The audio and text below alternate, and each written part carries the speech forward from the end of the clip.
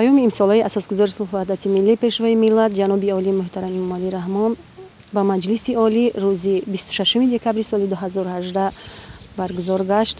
چطوری که سروری دولتمان قید نمودند سال 2018 با رویدادهای نهایت جالب و خاطرمان بود و مردمی تاجیکستان سال واقعا تاریخی بود. چطوری که قید کردند سال 2018 سال رشد سیاحی و هنرهای مردمی برای مردم تاجیکستان خیلی بسنده نبود. از همین لحاظ سال 2019 و سال 2021 را نیز سال رشد سیاحی دهه و هنرهای مردمی اعلام کردند. هر یک ما پیام امساله جناب عالی اساسگذار صلح و وحدت ملی پیشوای ملت امام علی رحمان را سرمشق کاری خود کرده در هر یک محله و کوچه ها هنرمندان را جلب نموده صف آنها را زیاد خواهیم کرد. برای رشد یافتن هنرهای مردمی هر یکی ما نقش خود را روانه کرده تشبثکار باشیم.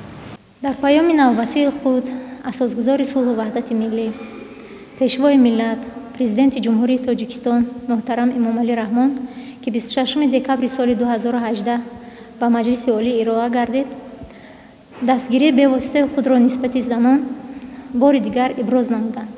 قید کردن با مورد است که 90% کارمندان بخش ثبت اسناد حالت شهروندی را زنان تشکیل می‌نمایند که این هم باشد این دستگیری بی‌واسطه خود جناب عالی میباشد. بنابراین کارمندان بخش ثبت اسناد حالت شهروندی پیام اساسگذار صلح و وحدت ملی پیشوای ملت را سرمشق کار خود نموده کوشش می‌نماییم که برای پیشرفت ساحه سهم خود را گذاریم.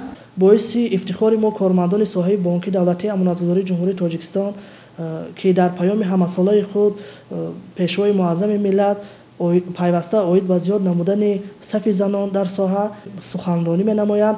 به زنان چنین امکانات‌ها فراهم آوردند که امروزها راهبر کارخانه، راهبر تشکیلات مؤسسه هستند و مورد ذکر است که در سال 2018 در فیلیال 7 نفر زنها به کار جلب کرده شدند و در مرکزهای خدمت‌رسانی بانکی فعالیت نموده ایستادند. دستور و سپارش‌هایی که از طرف جناب عالی پیشوای معظم ملت گذاشته شده است سرمشق کار خود نماییم.